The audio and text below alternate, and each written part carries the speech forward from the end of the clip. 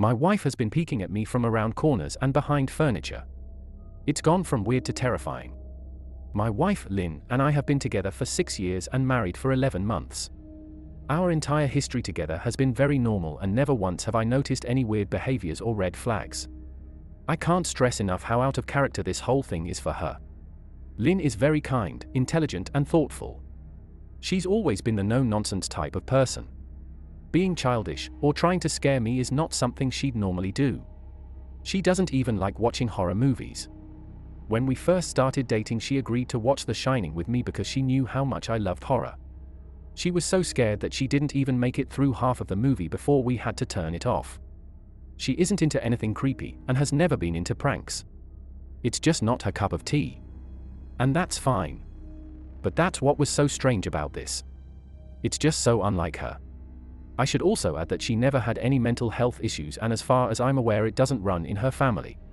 I know some people are able to hide their mental health problems, but in the 6 years we've been together I think I'd have seen some sort of sign.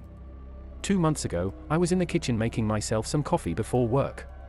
I was running a bit late that morning and knew I wouldn't be able to make it to Dunkin' Donuts for my usual morning fix. I took a sip of my coffee as I hurried down the hall towards the front door, when I happened to notice Lynn peeking at me from around the corner ahead of me. I could only see her eyes, and a strand of her long dark hair hanging against the wall. The rest of her body was concealed behind the corner. I nearly spilled my coffee when I saw her. I did burn the shit out of my lips. "Geez, Lynn," I said, wiping a few drops of coffee from my pants. "You scared the shit out of me." She immediately popped out of view like a little kid that had been caught. I heard her scurry off towards the living room, and by the time I got to the front door, she was out of sight. It was really weird, and just totally out of character for her, like I said, but I also found it kind of funny that she was being more playful and a little less serious. I shouted that I loved her, and called her a weirdo. As I shut the door behind me, I heard her laughing. Her behavior was a bit odd, but it certainly wasn't something to call a priest over. I forgot about it by lunch, and by the time I got home she was her normal self. I didn't bring it up and neither did she, and life went on. The next incident happened 3 days later. It was around 2 a.m. and I had woken up to get a drink. I was standing at the kitchen island, jug of OJ in hand, when I felt a strong feeling that I was being watched. For whatever reason I looked down at the floor and saw my wife's smiling face staring back. She was peeking at me from the other side of the island, staring up at me with wide unblinking eyes and grinning. Grinning like the Cheshire Cat. I screamed, I'll admit it. Not out of irritation but fear. For some reason at that moment I was scared. At the sound of my scream, Lynn scuttled backwards out of my view, her hands and feet smacking the tile floor as she hurried out of the kitchen on all fours. I didn't run after her, or even yell after her. I just stood there frozen in shock, wondering what fuck had possessed her to do that. It took me a little longer than I'd like to admit to go back upstairs, but I eventually did. When I got to our bedroom, Lynn was lying on her side, asleep. Or at least pretending to be. I stood there for a while, watching her breathing to be sure she really was asleep. I had the feeling she might jump out at me the moment I got into bed. But she didn't. I climbed into bed and she didn't even move. Her breathing was soft and deep and I was starting to wonder if I dreamt the whole thing. The next morning I waited for her to come down for coffee, and after handing her a mug and kissing her cheek I decided to ask her about it. "What was that about last night?" I asked, keeping my tone light so I didn't offend or embarrass her. She frowned over her cup of coffee, shaking her head like she had no clue what I was referring to. "You were peeking at me again. From over there," I said, pointing to the spot on the floor by the kitchen island. She followed my gaze, and when she looked back at me she burst out laughing. She laughed so hard that I couldn't help but join her. "You creep me the fuck out sometimes, you know that?" I said. She giggled and set her cup on the counter and wrapped her arms around my neck. "You creep me out all the time. So I guess we're even," she teased. We said our goodbyes and left for work. As I drove I kept thinking about how creepy it had been seeing her grinning at me from behind the island like that. The sounds her hands made on the floor as she crawled away. I told myself she was just trying to be silly. Just trying to join me in my love of all things horror. It's not like I was afraid of her. But it still didn't sit right with me. I started seeing her peeking at me more and more. Sometimes she'd be peeking out from behind the couch or living room curtains. Once she even managed to get inside her grandmother's old trunk that sits at the foot of our bed. I might not have even known she was there at all had the trunk's old hinges not given her away. She'd had the lid propped up just enough so that only half of her face peeked through. She'd been grinning like an excited toddler. It was unnerving. I didn't even know what to say to her. All I could do was stare. When I finally found my voice, I asked her why on earth was she doing this. She didn't answer, but she had slowly closed the lid, shutting herself inside the trunk. I just walked away, feeling disturbed. I didn't understand why she was doing it, but it clearly made her happy. I just hoped she would tire of the game quickly. Lynn didn't peek at me for the next 2 weeks. I started to think she was done with her weird prank and I was relieved. We were watching a show on Netflix one night and I jokingly said that I hadn't seen her peeking at me lately and that she must have given up on her spy game. She looked up at me with a small smile and said, "Maybe I've just gotten better at it." I didn't say anything, but I wondered whether or not she was joking. For the next few days I couldn't stop thinking about what she'd said. Was she still peeking at me when I wasn't looking and I just hadn't noticed? And if so, what the hell was she getting out of this? I started to feel paranoid, constantly checking whether she was watching from around the corner or behind a door. I was jumpy whenever I was home and she wasn't in full view of me. I felt stupid and a little crazy. But after a few weeks without another incident, I began to relax. I stopped checking behind furniture and walls and told myself it was just a bad memory. Then a few days ago things got so much worse. Lynn left to go to a friend's, and I lounged on the couch and played a couple games on my laptop. Around 9 p.m. I hopped in the shower and as I was washing the soap from my hair, I felt that awful feeling that I was being watched. I slowly opened my eyes and almost had a fucking heart attack. Lynn was peeking from behind the shower curtain, her entire head stretched into the shower, leaving just her body outside. Her long dark hair hung against the curtain, the ends dripping with water. Her mouth hung open in a terrible grin, eyes wide and red, as if she hadn't blinked in a while. I screamed and jumped back against the wall. She didn't move nor did her smile waver. Her makeup ran down her cheeks in 2 black streaks. She looked giddy and completely deranged. I was fucking terrified. We stood like that for a few moments, neither of us saying a word. Finally, after what felt like forever, she slowly pulled her head back out of the shower, and I watched her blurry figure through the curtain as she moved backwards towards the bathroom door. A second later the bathroom door slammed shut, hard enough to rattle the mirror. I screamed again, and jumped out of the shower to lock the door. I stayed inside the bathroom for over an hour. Maybe I overreacted to some of you. But joke or not, I wasn't going to put up with the crazy shit anymore. That's what I kept telling myself as I paced in my bathroom, stopping to listen at the door every few minutes. Suddenly I heard a muffled sound, and I pressed my ear against the bathroom door, straining to listen. I couldn't hear anything, but I envisioned Lynn standing on the other side of the door, giggling at her joke. I felt a surge of anger. I was beyond pissed at being made to feel scared in my own house, and made to hide in the bathroom for an hour. All for what? Some joke? If it was a joke, it was an awful one. What the fuck, Lynn? I snapped. This shit is getting really fucking annoying. I waited for her to apologize, or to call me a jerk. But instead I heard a faint moan, so quiet I wondered if I heard it at all, and then complete silence. Lynn? I called out, not able to even hide the shakiness in my voice. I got no response. Just my own heavy breathing. I swear to God, just fucking stop it. I yelled, pounding my fist on the door. I waited for her to cuss me out, something I would expect from me talking to her like that. I never screamed at her before. But there was nothing. Just the occasional drip from the shower head. I won't deny that I was scared. Too afraid to open the damn door and face my own wife. I waited another 30 minutes or so, which feels like a fucking lifetime when you're scared. Finally I decided I wasn't going to spend the night hiding in my bathroom, so I got down on my knees and peered under the door. I almost expected to see her face peeking back at me, but thankfully I didn't. I could see straight down the hallway to the top of the stairs, but no Lynn. I didn't know if I should be happy about that or not. I looked for a few minutes, waiting to see her head pop up over the top step, but it never came. I stood up, my hand hovering over the door, and mentally prepared myself to open it. I slowly turned the lock with shaky fingers, and was about to yank it open when I heard a sound that still makes me feel nauseous when I think about it. A moan, louder than before, but this time I was able to tell just where it was coming from. I turned my head to the closet door as if in slow motion, and locked eyes with my wife, who was peeking out at me from the slight gap. Her eyes were still wide as ever, and her mouth was hanging open in the most grotesque gaping smile I'd ever seen. I didn't even scream. I was too scared for even that. Her hands were clasped to her chest, body trembling with sheer delight, as if she could barely contain her excitement. A short raspy moan bubbled up from her throat, deep and raw, sending a shiver through my entire body.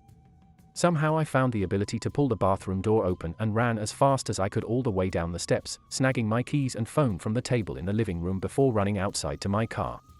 I could hear her shrill laughter behind me, but I didn't hear her getting closer. I didn't bother shutting the front door. I drove away from the house faster than I legally should have, shivering the entire time, either from fear or the cold. Maybe a little of both. I hadn't grabbed a coat or even a pair of shoes. I was still in my boxers and my hair was still damp. I drove straight to my brother Chris's house about 40 minutes away, ignoring any and every call and text I got. I didn't check my phone until I was safely parked in my brother's driveway. Lynn had called 4 times and sent a flurry of texts, all wondering where I'd gone and why I left like that. I threw my phone at the dash in a rage, furious at her nonchalant attitude. My brother and his wife were surprised to see me, especially dressed in just a pair of boxers, but told me to stay as long as I needed. Chris lent me some clothes and asked me what happened. I told him Lynn and I had a fight, but didn't get into the details. I didn't want him to think I was overreacting, leaving my wife over a prank, even if it was a strange one. I mean, hadn't I encouraged her for years to lighten up instead of being so serious all the time? I had wanted her to relax and loosen up, but this was definitely not what I'd had in mind. I tried to sleep on their sofa, but my brain wouldn't let me sleep. Every time I closed my eyes I saw Lynn's face staring at me from inside the closet. Knowing she'd been in there with me the entire time made my skin crawl. She'd never left the fucking bathroom at all. Instead, she slipped inside the closet and slammed the bathroom door shut to fool me. The mere thought of going back home gave me anxiety. I tossed and turned, unable to sleep. Chris ended up giving me a sleeping pill so I was able to get a little rest. My sleep was filled with terrible dreams. All of Lynn's smiling face.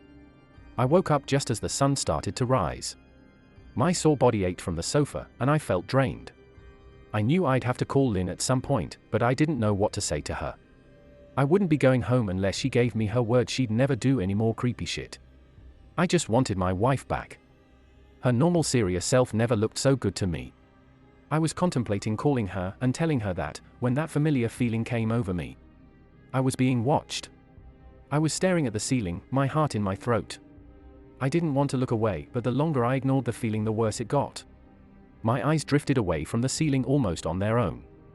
Her face was pressed up against the window beside the couch, staring down at me with that same gaping smile. Drool dribbled down her lips, leaving 2 long streaks down the glass. I didn't know how long she'd been there, but something told me she'd been there quite a while, possibly all night.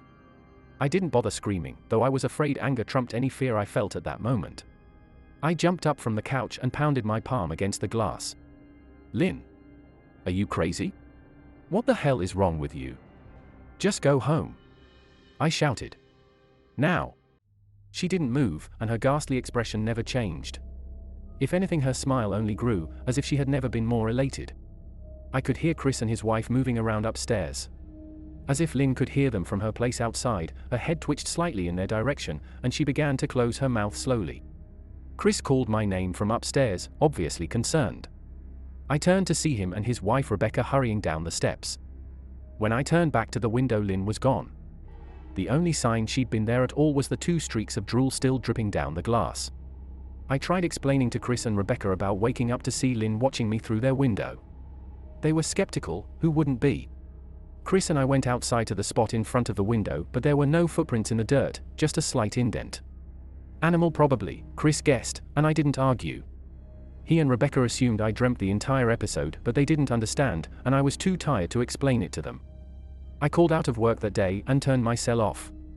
I didn't want to face Lynn. Just talking to her was too much for me at that point. I really started to believe something was irreversibly wrong with her. That no matter what promises she made would never be the same again. The thought saddened me to my core. I cried most of the morning. By noon I figured I was ready to confront her. Give her one last chance to explain herself. I could at least give her that after 6 years, I told myself. I turned my phone on and saw the dozens of texts she'd sent, all from a seemingly concerned wife. Can we talk? I love you. Please call me. I'm really worried. Can you answer? Just come home. And more of the same. All texts telling me she loved me and she wanted me home. How worried she was, not a damn one addressing the crazy shit she pulled. Like she hadn't been acting like a character from a Stephen King book. Even her texts were different. She normally texted novels just to tell me to pick up a loaf of bread. You'd think she'd have more to say to me after her bizarre shenanigans. I know it probably seems childish to some of you who are miles away from this situation. But if you saw the way Lynn had looked at me, how she scampered away on all fours like some wild animal, grinning at me from inside the closet like a lunatic, then I think you'd find my reaction was warranted. I ended up staying with Chris and Rebecca for another night. I didn't wake up yesterday until afternoon, and thankfully I didn't see Lynn's face watching me through the window. I don't want to pry, because it's not my place. But is this fight something that can be mended? Rebecca asked. She'd made us both a sandwich for lunch and I knew she wanted to breach the subject without seeming to be nosy.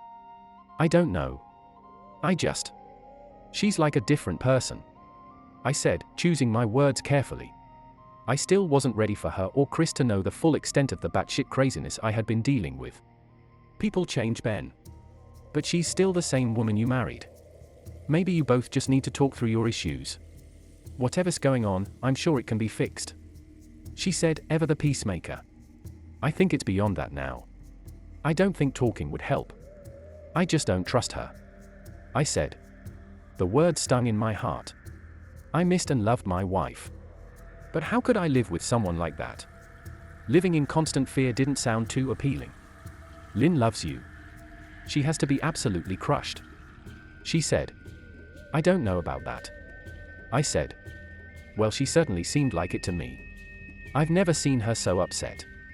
Very much unlike the Lynn I know. Rebecca said, shaking her head sadly. It took a full minute for her words to really sink in, and when they did, I felt dread worming its way through my skin. Wait. What do you mean? You saw her? You saw Lynn? I asked, my mouth suddenly dry. Rebecca nodded casually as if that fact wasn't nightmare fuel. Maybe for her it wasn't. She stopped by this morning just after Chris left for work. She said, cleaning the plates from the table. I didn't see her car though. Maybe she took an Uber or something. Beck. What did she say? Did she come inside? I asked, sweat starting to break out on my forehead. I began looking around, examining corners as though a predator lurked behind them. No. She just asked if you were awake yet and I said that you weren't. I asked if she wanted me to wake you but she said no. Just said to let you sleep. She said as she washed the dishes. That's all? She didn't say anything else? I asked. No. She looked awful though. Like she hadn't slept in days. I think you should call her. I got up from the table and thanked Rebecca for lunch. I felt a little bit better at the knowledge that at least she hadn't come inside. Still, I needed to double check that the doors were locked. I sat for a while trying to figure out what to do next. I didn't want to go home, but I felt that I owed it to Lynn to help her if I could. Hadn't I swore an oath to love and honor her through sickness and in health? Clearly she was very sick. If she was sick, which I truly believed she was, I had to try and get her the help she needed. But I didn't even know where to start. I didn't want to call the police, and besides, what the hell was I going to tell them? That my wife was peeking at me? That she was being creepy? As bizarre as she'd been, she still hadn't committed any crime. Not yet anyway. The police would have probably said that I was overreacting. But this wasn't some prank. It felt wrong. Dangerous even. Like something sinister lurked beneath her smile. I knew as her husband I was well within my rights to have her committed, but what if she simply acted normal in their presence? She'd obviously been able to fool Rebecca into thinking she was just a concerned wife. As long as the doctors didn't find her a danger to herself or others, they'd have no choice but to release her after 72 hours. I felt lost and overwhelmed. So I did what any husband in my position would do. I called her mother. I didn't want to, believe me. Her mother, Marianne, and I were never on the best of terms. We'd never fought or anything like that. She just wasn't a very warm person, and wasn't really easy to get along with. She hardly ever smiled, and when she did, only her lips would move into a thin-lipped smile, leaving her eyes as blank as before. She gave off this aura that felt like she was permanently on the offensive. I'd only met her twice, and both times were for such short visits. I got the impression she didn't approve of me for her daughter. Lynn always ushered us out quickly, as she didn't want me to feel uncomfortable, which I was grateful for. Being in her mother's company felt almost unbearable. Like walking on glass. I was glad when we moved 3 states away so we didn't have to see her often. I was happy to avoid the woman, but I needed her help. I really didn't want to talk to her at all, but I had to talk to someone, and someone who knew Lynn better than I did. So I grit my teeth and did what I had to. "Yes?" she answered, already sounding irritated. "Marianne, it's me, Ben. Do you have a minute to talk?" I asked. I could hear her cluck her tongue in irritation. "I'm in the middle of writing some checks, but if you insist, I suppose I can spare a moment." "What is it that you want to discuss, Benjamin?" she said, coolly. "It's about Lynn. She's been acting strangely, and I was wondering if you had any idea whether there was something." I was quickly interrupted. "It's a bit difficult to follow your rambling, Benjamin. What is that you want from me?" she asked. I could almost see her standing there in her thin sweater and slacks, tapping her fingernails impatiently on the table. "I wanted to know if you'd ever noticed any odd behavior? Or possibly any mental health issues?" I asked. There was a long, uncomfortable pause that I couldn't tell was because she was just thinking, or something else. Finally, after a few seconds, she spoke. "I'm not sure if this is one of your jokes, Benjamin, but if so, I don't find the humor in it. Now I do have business to attend to, as I've said, so if you don't mind, she said, but I cut her off before she could get rid of me. "Marianne, it's not a joke. I'm sincerely concerned about Lynn's mental health. Her behavior has been very erratic lately. I'm very worried about her, and I figured as her mother you would be as well," I said, my frustration evident in my voice. "If you're truly concerned, then I suggest you get the health professionals involved. I don't know what you expect of me," she snapped. I could tell she was seconds away from hanging up, and for some reason I was desperate not to let her. I had the feeling that she knew a lot more than she was letting on. "Please. If not for me, do it for Lynn." I tried. I heard a faint shaky intake of breath, as if she were trying to hold her steely persona together, but failing. "Marianne? What's WR-?" I started. "Benjamin, I don't know what to tell you. My only advice would be to seek professional help. Do not call here again. Goodbye." I tried to call out to her, but she'd hung up. I tried to wrap my head around the call and her refusal to help me. Even if she didn't like me, why wouldn't she want to help her own daughter? I couldn't understand that. I tried to replay the conversation, desperate to find something I missed. After a while I almost gave up, until I remembered her last words to me. Seek professional help, she'd said those words with a bit of urgency. I could have just been grasping at straws, but no, I was sure her voice had changed ever so slightly when she'd said that. As if they were very important. What had she meant? I assumed she'd been referring to medical professionals, but maybe she was referring to someone else. Someone that she didn't, for some reason, feel comfortable saying directly. Or maybe I was just desperate.